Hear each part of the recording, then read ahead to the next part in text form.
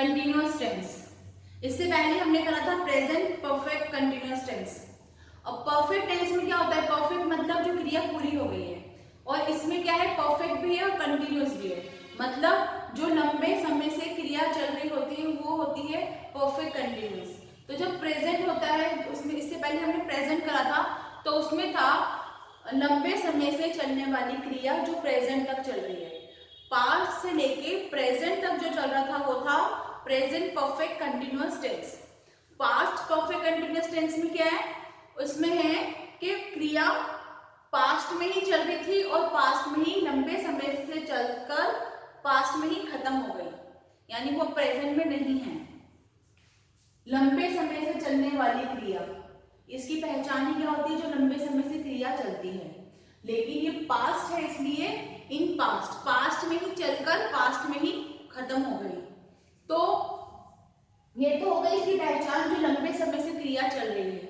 जैसे कि मैं 2 सालों से वहां रहा करती थी, तो मतलब लंबे समय की क्रिया है और पास्ट की है, तो पास्ट परफेक्ट कंटिन्यूअस टेंस।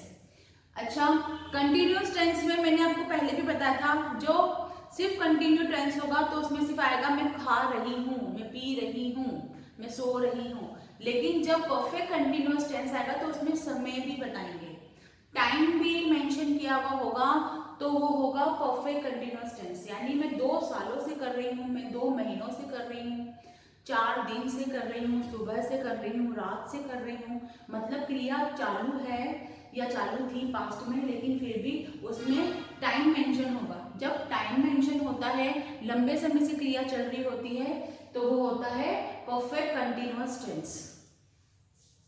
अभी पास्ट है, सबसे पहले हम तो हम कर रहे हैं वॉइस, एक्टिव वॉइस और पैसिव वॉइस होते हैं।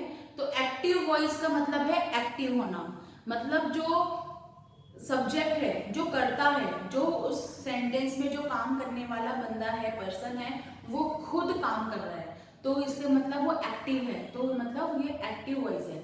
मैं बोल रही हूँ, तो इसमें कौन एक्टिव है, मैं खुद एक्टिव हूँ, यानी मैं सब्जेक्ट हूँ, मैं एक्टिव हूँ। तो एक्टिव वॉइस में सब्जेक्ट खुद एक्टिव होता है। तो सबसे पहले क्या आ जाता है, इसका फॉर्मेट क्या हो जाएगा, सबसे पहले तो आ जाएगा सब्जेक्ट, उसके बाद क्या आ जाएगा, क्या है। देखो, हमें ये जो फॉर्मेट होता है वो याद करने की जरूरत नहीं होती। मैं हमेशा से जो भी हमारा टेंस है उसमें से ही, उसके वर्ड से ही फॉर्मेट बनाती हूँ। आपने ये चीज़ देखी होगी, पहले वाले वीडियोस में भी जाके देख सकते हो कि मैं हमेशा जो भी सेंटेंस हो, जो भी वर्ब होगा, जो भी टेंस होगा, उसमें से ही उसकी फॉर्मेट बनती है। अभी भी हम उसके वर्ब से ही उसकी फॉर्मेट बनाएंगे, उसके सेंटेंस, उस टेंस से ही उसकी फॉर्मेट बनाएंगे। Past perfect continuous tense. अब पास्ट परफेक्ट है, परफेक्ट में क्या लगता है, परफेक्ट में मैंने बताया है 3 चीजें लगती है, हैव लगेगा, हैज लगेगा या हैड लगेगा। परफेक्ट टेंस में 3 चीजें लगती है, क्योंकि ये हमारा पास्ट टेंस चल रहा है, इसलिए हैव हैज तो लगेगा नहीं।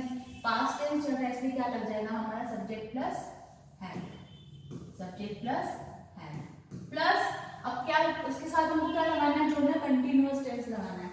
लेकिन मैंने आपको जब परफेक्ट टेंस करा रही तब भी बताया था, हैव, हैज और हैड के बाद जब भी वर्ब आएगी तो वो वर्ब की थर्ड फॉर्म ही आएगी, वर्ब की थर्ड फॉर्म ही आती है हमेशा हैव, हैज और हैड के बाद।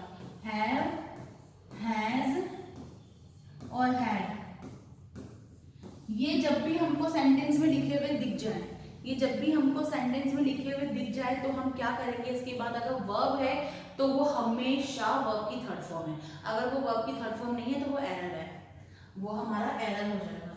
इसके बाद हमेशा V3 आती है, तो इसके बाद अगर हम इसके बाद वर्ब लेंगे, अगर मैं इसके बाद वर्ब लूंगी तो वो V3 लूंगी, हेड के बाद में V3 लूंगी। लेकिन अगर मैं V3 ले लूंगी तो मैं कंटिन्यूअस टेंस कैसे करूंगी, कंटिन्यूअस टेंस में तो क्या आता है, कंटिन्यू टेंस में क्या आता है, वर्ब की first form plus ING, verb की फर्स्ट फॉर्म प्लस आईएनजी। जैसे कि मैं बोल रही हूँ देखना, देखने का इंग्लिश होता है वॉच, तो वॉचिंग। बोलना, बोलने का इंग्लिश होता है स्पीक, तो स्पीकिंग। तो कंटिन्यूअस टेंस में क्या आता है, वर्ब प्लस आईएनजी आता है। लेकिन अगर मैं वर्ब प्लस आईएनजी लगाऊंगी तो हैड के साथ तो V3 आता है हमेशा। अभी हमने देखा हैड के साथ हमेशा V3 आता है, लेकिन सब्जेक्ट हैड के साथ क्या आता है, हैड के साथ V3 आता है, और कंटिन्यूअस के साथ हमें V प्लस आईएनजी लेना होगा। तो इसलिए मैं क्या करूंगी, हमारा रूल ब्रेक ना हो, हेड के बाद V3 लेने का रूल ब्रेक ना हो। तो जब भी हमें टेंस में हमें जब प्रॉब्लम होती है, मैंने इससे सिंपल परफेक्ट कंटिन्यू वाला तभी बताया था, हम जब भी फंस जाते हैं तो हम किसकी हेल्प लेते हैं, बी की। तो बी का हम बी की थर्ड फॉर्म लिख देंगे इधर। बी की थर्ड फॉर्म क्या होती है, बीइंग। बी की थर्ड फॉर्म क्या होती है, being. Subject plus had plus इधर मैं कर दूंगी बीइंग, ठीक है, कि ताकि हमारा V3 वाला रूल ना ब्रेक हो। अब उसके बाद में कंटिन्यू का भी हमको बता देखना है, इसलिए V1 प्लस आईएनजी कर दूंगी। तो ये हमारा परफेक्ट भी हो गया और ये हमारा कंटिन्यू भी हो गया। Subject plus had be plus verb plus ING plus object plus क्या हो जाएगा, ऑब्जेक्ट। अच्छा, मैंने बताया था जब प्रेजेंट परफेक्ट कंटिन्यूअस टेंस कराई थी तब भी मैंने बताया था कि वैसे हम ऑब्जेक्ट पे खत्म कर देते हैं, बट ये वाले ऑब्जेक्ट पे खत्म नहीं होता है। इसके बाद क्या आता है, सिंस या फॉर। सिंस या फॉर, सिंस या फॉर हम कब लगाते हैं, मैंने पहले भी बताया था, फिर से बता देती हूँ। सिंस यानी पॉइंट ऑफ द टाइम, और फॉर यानी ड्यूरेशन ऑफ द टाइम।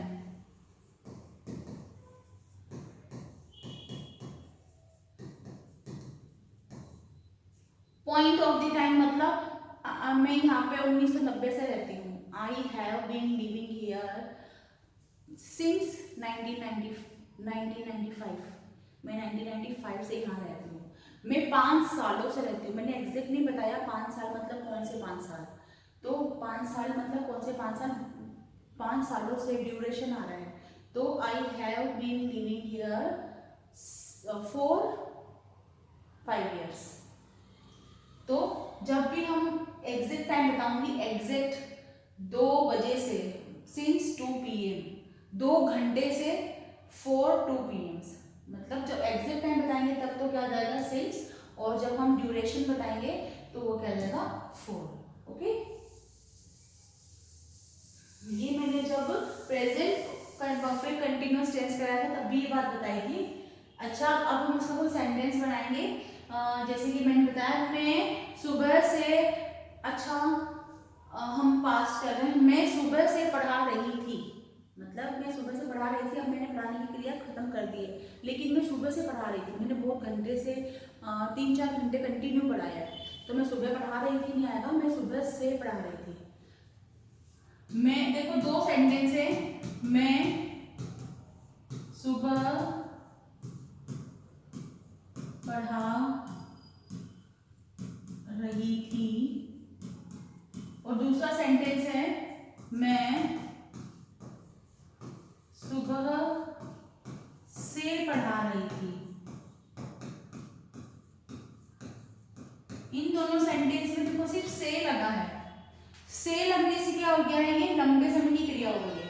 सुबह से लंबे समय की क्रिया हो गई है। और अगर सिर्फ सुबह होता, सिर्फ सुबह है तो क्या हो गया, मैं सुबह पढ़ा रही थी। तो इसका इंग्लिश क्या हो जाएगा, यहाँ पे ड्यूरेशन नहीं आ रहा है, कोई टाइम पीरियड नहीं आ रहा है, बस ये है सिर्फ टाइम बता रहे हैं, मैं सुबह पढ़ा रही थी। तो ये कौन सा टेंस है, ये सिंपल कंटिन्यू टेंस है, मतलब पास्ट कंटिन्यू टेंस है, सिर्फ कंटिन्यू टेंस है। तो सबसे पहले क्या जाता है उसमें, I was teaching in the morning, मैं सुबह पढ़ा रही थी, ओनली सुबह पढ़ा रही थी, तो I was teaching in the morning, but मैं सुबह से पढ़ा रही थी, सुबह से, तो ये लंबे समय की क्रिया हो गई। तो इसमें ये वाला टेंस लग जाएगा हमारा। इसका फॉर्मेट क्या है, सब्जेक्ट कौन है, सब्जेक्ट मतलब जो भी उस सेंटेंस में जो भी कोई काम कर रहा है, काम कौन कर रहा है, मैं कर रही हूँ, तो मैं कौन हूँ, सब्जेक्ट हूँ। तो आई के बाद क्या लगाती हूँ मैं, इसमें हैड के साथ क्या लगेगा, बीन के के बाद क्या लगेगा V1। V1 यानी क्रिया। इस सेंटेंस में क्या क्रिया हो रही है, पढ़ाना, पढ़ाने की क्रिया हो रही है। पढ़ाने का मतलब teach. I had been teaching. I had been teaching. मैं सुबह, आई हैड बीन टीचिंग, सुबह से वर्ब आ गया, आईएनजी आ गया, अब बच गया ऑब्जेक्ट। ऑब्जेक्ट का हमारे पास कुछ है नहीं, मैं क्या पढ़ा रही हूँ मैंने वो मेंशन नहीं करा, तो ऑब्जेक्ट नहीं है। Since morning, since morning.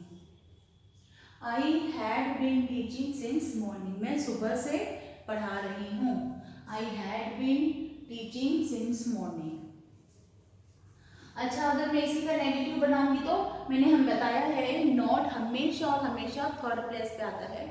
Not subject, बाद में कोई भी हेल्पिंग वर्ब और उसके बाद सीधा नॉट आ जाता है सब। तो नॉट हमेशा कहाँ पर आएगा। अब यहाँ पे हेल्पिंग वर्ब दो है हमारे, तो हम इसको हेड के बाद लगाएंगे। आई नॉट हमेशा कहाँ पे आता है, थर्ड प्लेस पे आता है। आई हैड नॉट बीन, मैं सुबह से नहीं पढ़ा रही थी। I had not been teaching since morning. I had not been teaching since morning. मैं सुबह से नहीं पढ़ा रही थी। I had not been teaching since morning. ठीक है, ये हमारा हो गया पास्ट परफेक्ट कंटिन्यूअस टेंस।